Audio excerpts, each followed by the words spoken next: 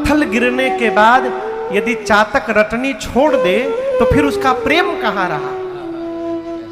वो तो स्वार्थ बस प्रेम करता रहा। जब तक जल मिला तब तक बादल बादल, और जब पत्थर मिला तो बादल को भूल गया। बात तो तब है जब बादल पत्थर गिराए, उसके बाद भी चातक की रटनी में कोई कमी ना आवे, ये प्रेम है।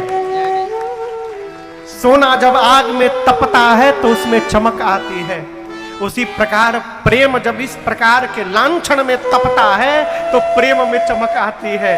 मुझे राम जी कुछ भी कहें, मेरा प्रेम उनमें बढ़ता जाए, इसके अलावा हमें कुछ नहीं चाहिए। देखिए, मैं आपसे निवेदन करूं, भगवान आपको प्रेम करे चाहे ना करे, आप भगवान को प्रेम करिए। यदि आप चाह रहे हैं कि हम प्रेम कर रहे हैं तो भगवान भी हमको प्रेम करें, तो आप प्रेम नहीं कर रहे हैं, आप व्यापार कर रहे हैं। श्री रामचरितमानस में एक दोहा है, उत्तरकांड के अंत में, आप में से कई लोगों को याद होगा। गोस्वामी जी कहते हैं अंत में जा करके कि प्रभु कामिहि नारी पियारी जिमि लोभी प्रिय जिमि तिमि रघुनाथ निरंतर प्रिय लागहु मोहि राम। गोस्वामी जी कहते प्रभु कामी व्यक्ति स्त्री को जैसे प्रेम करे। आप समझ रहे हैं? कामी व्यक्ति किसको प्रेम करे? स्त्री को। लोभी जैसे रुपया को प्रेम करे, उसी प्रकार प्रभु मैं भी आपको प्रेम करूं। यहां गोस्वामी जी ने कितने उदाहरण दिए? दो उदाहरण देने की क्या आवश्यकता थी? दोनों प्रेम की पराकाष्ठा है। गोस्वामी जी एक ही उदाहरण देने वाले थे कि कामी व्यक्ति स्त्री को जैसे प्रेम करता है, लेकिन इतना लिखने के बाद गोस्वामी जी कलम रख दिए, मन में बोलिए तो मैंने गलत लिख दिया। क्यों? कामी व्यक्ति स्त्री को प्रेम करता है, लेकिन कहीं ना कहीं मन में यह भी भाव रखता है कि वो स्त्री भी मुझे प्रेम करे। तो इस उदाहरण से मैं भगवान से कहना चाहता हूं कि मैं आपको प्रेम करूं, आप भी मुझे प्रेम करिए। गोस्वामी जी बोले प्रभु ये पहले वाला नहीं, दूसरा वाला, लोभी प्रिय जिमिता। क्यों? लोभी रुपए को तो प्रेम करता है, लेकिन मन में ये नहीं रखता कि रुपया भी हमको प्रेम करे। सोचता है क्या कि रुपया हमको प्रेम करे, वो रुपए को प्रेम करता है।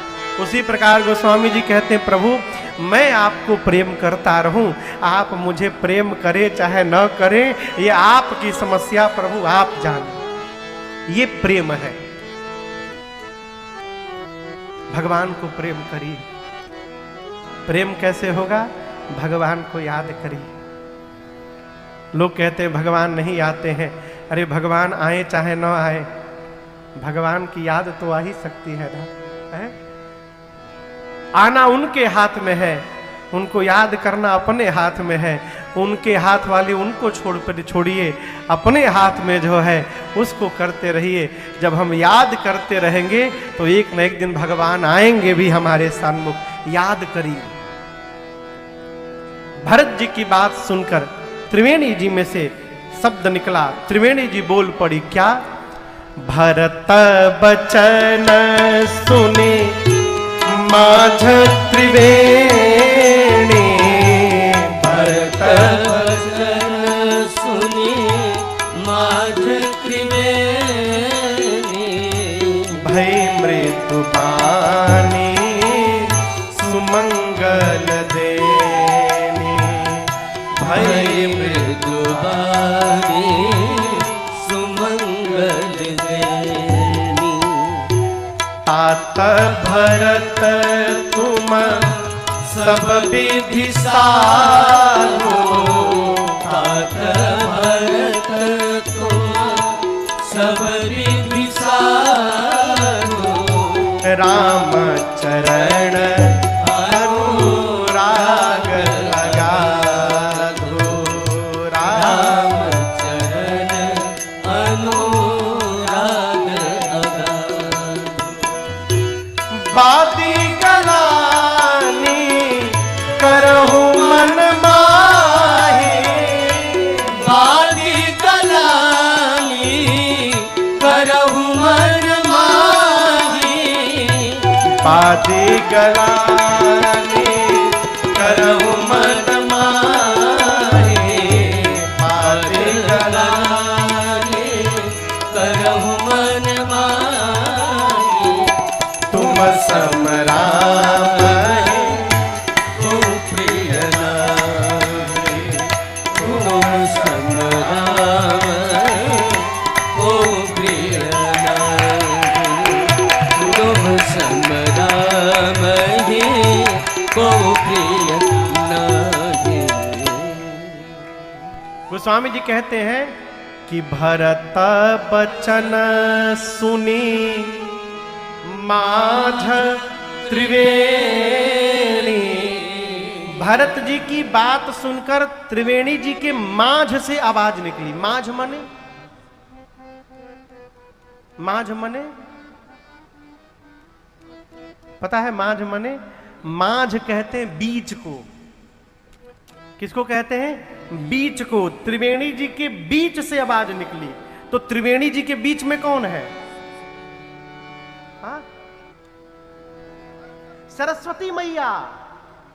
जिन सरस्वती मैया को लेके भरत जी डर रहे थे, त्रिवेणी जी में से वही सरस्वती मैया बोल पड़ी। क्या बोल पड़ी? तात भरत तुम सब विधि साधु। हे भरत जी, आप सब प्रकार से साधु हैं, श्री राम जी के चरणों में विषय है। और यदि आपकी प्रशंसा कोई साधु कर रहे हैं तो ये आनंद मनाने का विषय है। कौन कह रहा है? भरत जी की प्रशंसा मां सरस्वती ने की। भरत जी, आप सब प्रकार से साधु हैं। भरत जी पूरे समाज के साथ रात्रि में तीर्थराज प्रयाग में भरद्वाज जी के पास रहे। प्रातःकाल विदा लेकर चले हैं।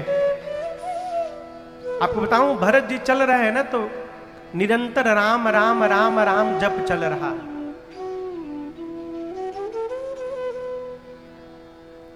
भरत जब मुंह से राम बोलते हैं ना, तो रास्ते के जो पत्थर हैं वो राम सुनकर पिघलना प्रारंभ कर देते हैं। तो स्वामी जी लिखते हैं, द्रव ही बचन सुनी कुली शपशाना। और इस दृश्य को देवताओं के राजा इंद्र ने देख लिया।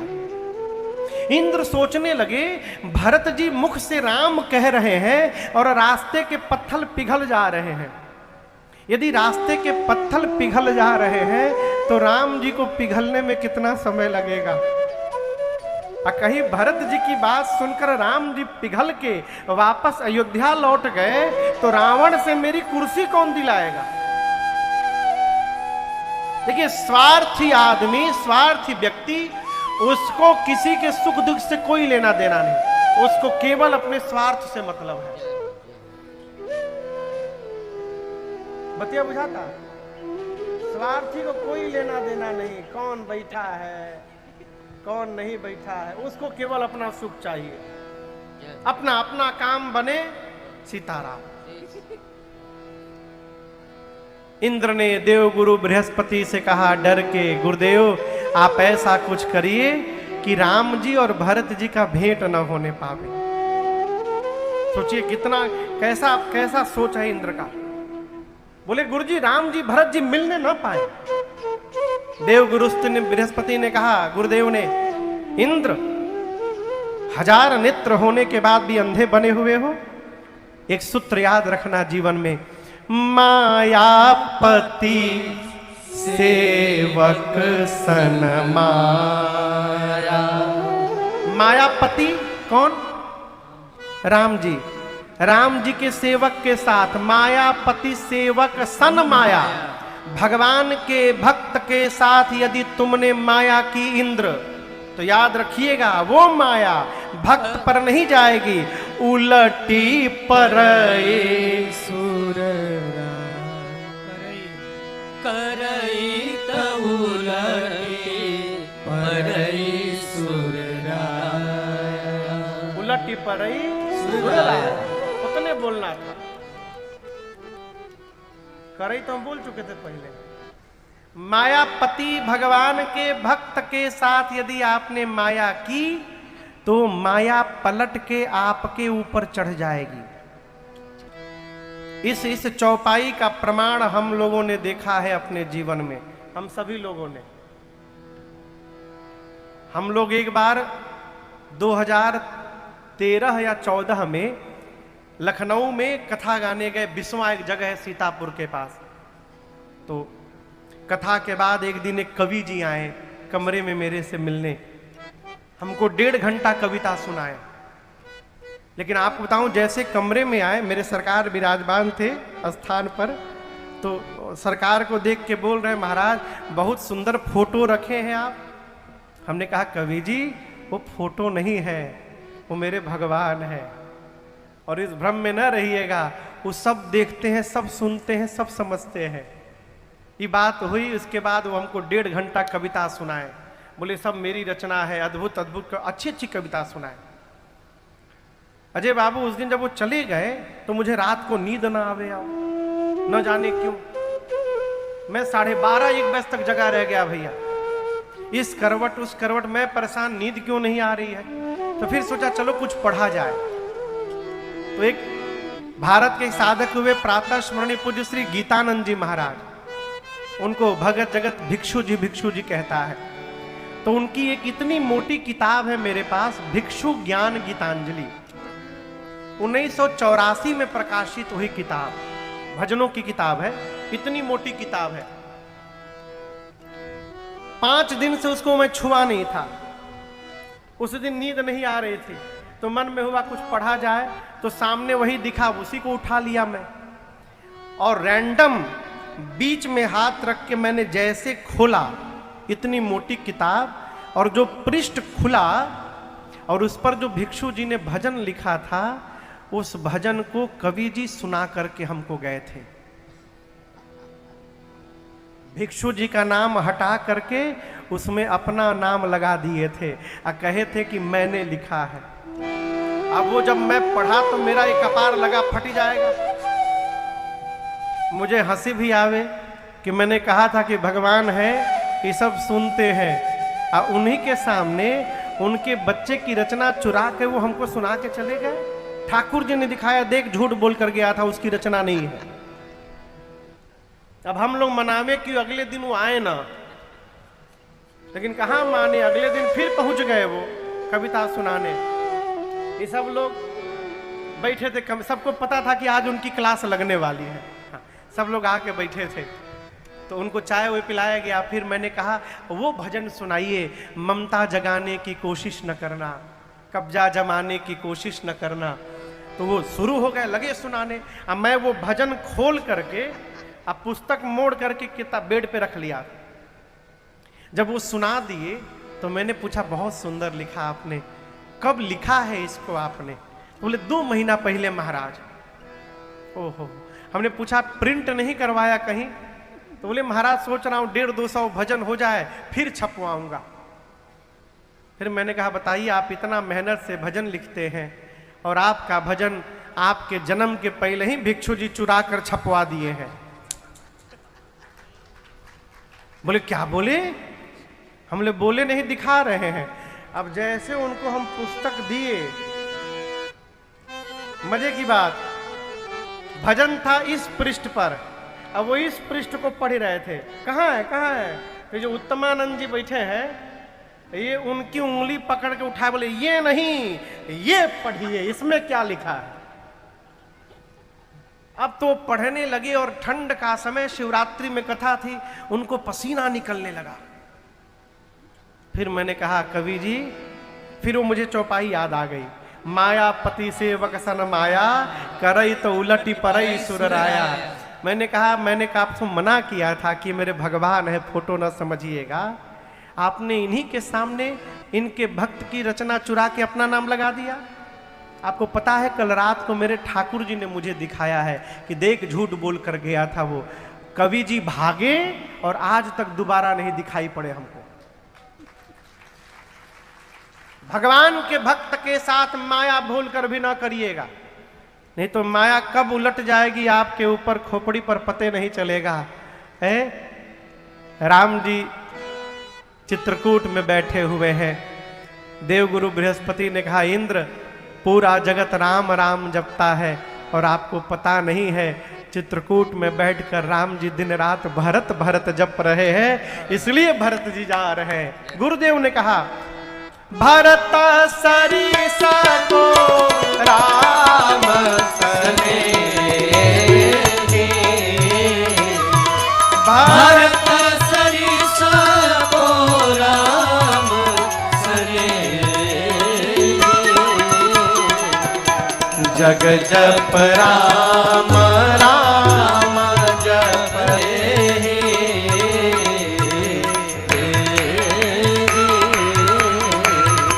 सुनो सुरेश उपदेश परम प्यारा, राम ही सेवक परम प्यारा, राम ही सेवक परम प्यारा। गुरुदेव भगवान ने कहा, इंद्र सावधान, पूरा जगत राम राम जपता है और राम जी चित्रकूट में बैठकर दिन रात भरत भरत जपते हैं। आप घर में बैठकर किसी एक व्यक्ति का नाम जोड़ जोड़ से लीजिएगा तो क्या होगा? कहिए। कमरे में बैठकर आप किसी का नाम जोड़ जोड़ से, घर के किसी मेंबर का नाम जोड़ जोड़ से लीजिएगा तो क्या होगा? सोचिए क्या होगा, सोचिए। सब हम ही बताएं? सोचिए क्या होगा, बोलिए। हाँ, जिसका नाम लीजिएगा वो दौड़कर आ जाएगा, सीधी सी बात है, इसमें इतना कहां दिमाग लगाना है। घर में यदि आप बैठकर किसी का नाम बारंबार लीजिएगा तो दौड़कर आपके पास आ जाएगा। चित्रकूट में बैठकर राम जी जोर जोर से भरत भरत बोल रहे हैं, इसलिए भरत जी दौड़कर चित्रकूट की ओर जा रहे हैं। गुरुदेव ने कहा, भरत जी राम जी से मिलने नहीं जा रहे हैं, राम जी भरत जी से मिलना चाहते हैं, इसलिए भरत भैया चित्रकूट जा रहे हैं, अपना कल्याण चाहते हैं। इंद्र तब भगत शिरोमणि भरत ते जनि डरपहु सुरपाल।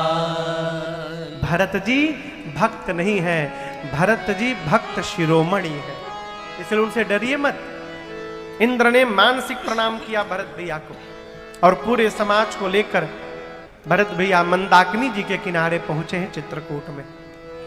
इधर इधर नहीं उधर, हाँ इधर नहीं उधर, इधर मतलब यहां पर, उधर मतलब वहां पर। गोस्वामी जी कहते हैं उहां राम, ये भी बोल सकते थे यहां राम।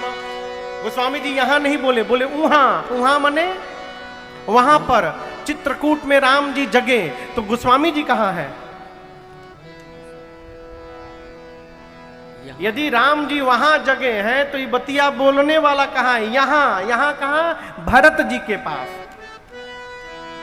गोस्वामी जी भी मानसिक रूप से अपने को भरत जी के ही पास रखे हैं। क्यों? भगवान से यदि मिलना चाहते हैं तो भगवान के पीछे ना दौड़िए, भगवान के भक्त की डोरी पकड़ लीजिए, भगत जाएगा तो आपको भी लेके पहुंचा जाएगा। है? अरे दूर नगरी बड़ी दूर, महापुरुष गाते हैं, हम लोग आज तक नहीं गाए। इसके बाद क्या है वो?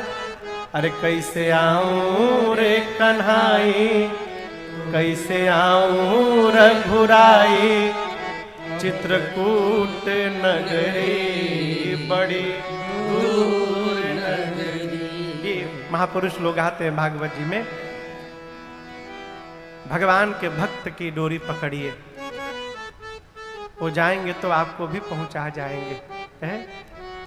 अरे संतन के संग लाग रे, तेरी अच्छी बनेगी। संतन के संग लाग रे, तेरी अच्छी बने। संतन के संग लाग रे, तेरी अच्छी बनेगी। संतन के संग लाग गई। प्रहलाद जी की बन गई, प्रहलाद जी की बन गई। प्रहलाद जी की बन गई। प्रहलाद की रूह की बनी। प्रहलाद जी की बन कैसे बन गई? राम चरण अनुराग रे, तेरी अच्छी बनेगी। राम चरण अनुराग रे, तेरी अच्छी बनेगी। अब संतन के संग लाग रे, तेरी अच्छी बनेगी।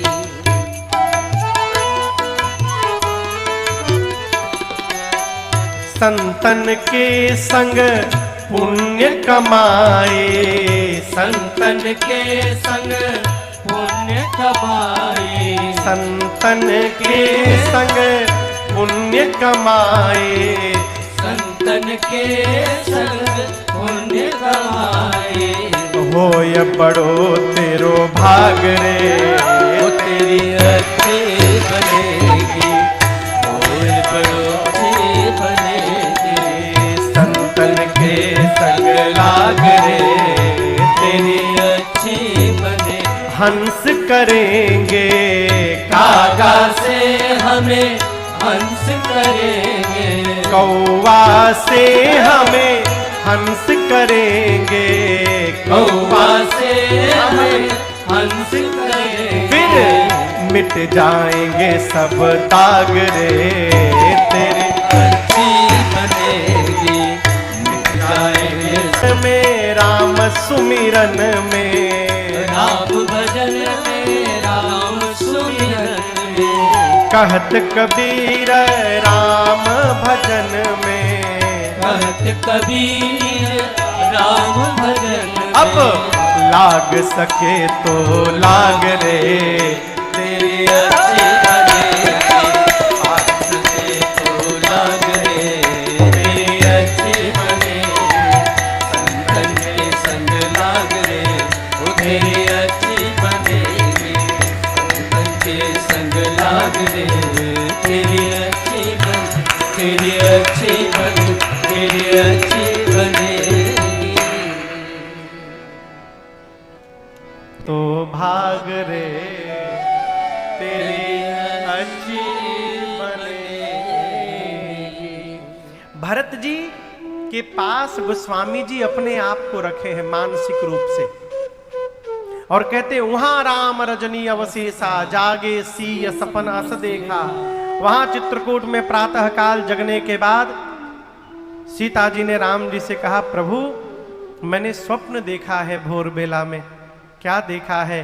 भरत जी आ गए हैं, साथ में पूरा परिवार है, समाज है, माताएं भी हैं, लेकिन नाथ आज माताओं के मांग में सिंदूर नहीं दिखाई पड़ा।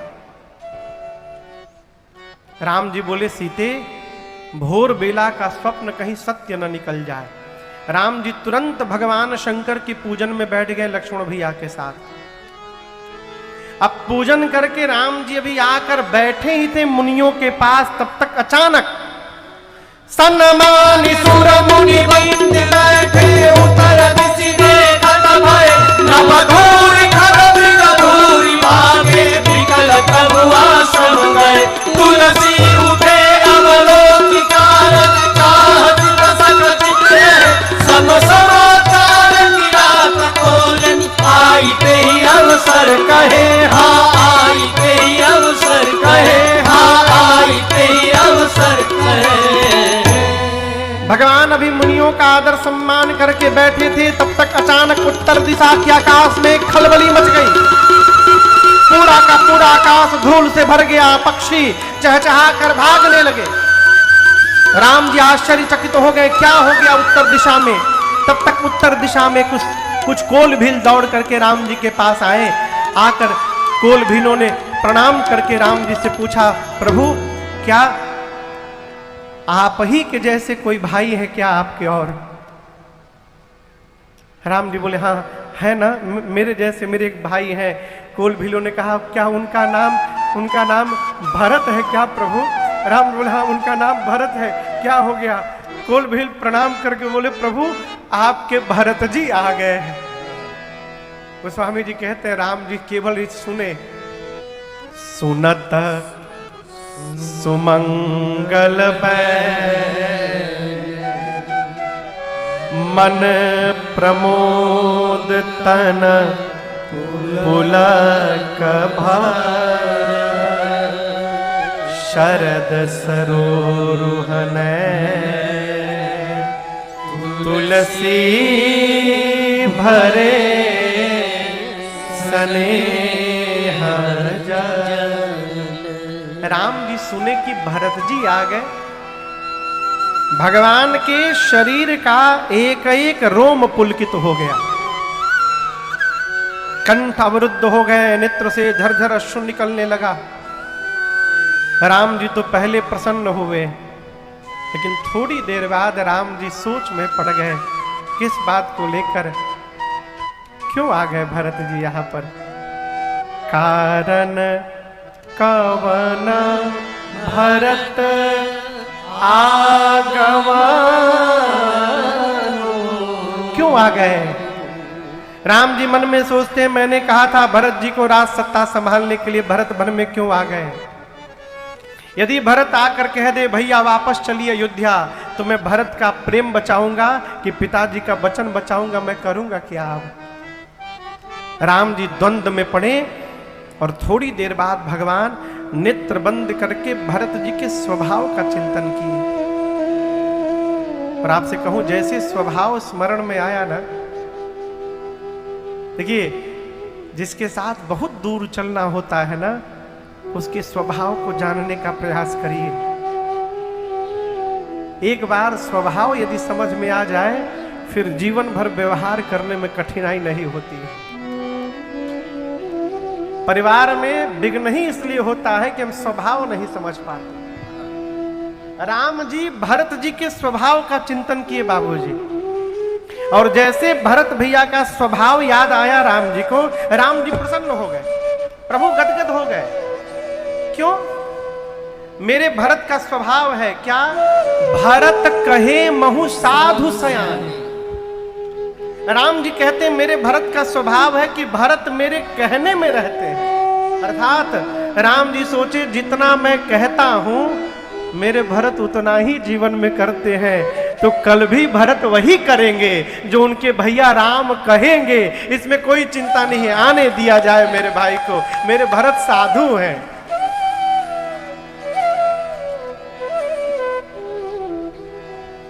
घर परिवार में कोई यदि आपके कहने में जी रहा है, आप बड़भागी हैं, आप अपने को धरती का सौभाग्यशाली जीव समझिएगा। ये तो राम जी सोचे, लेकिन आपको बताऊं लक्ष्मण जी की भुजाएं तन गई। लक्ष्मण जी निकाल लिए बाण, खींच लिए, धनुष पर तान दिए, बोले मार दूंगा भरत शत्रुघ्न को, मार दूंगा भैया को अकेला जानकर वन में सेना लेकर युद्ध करने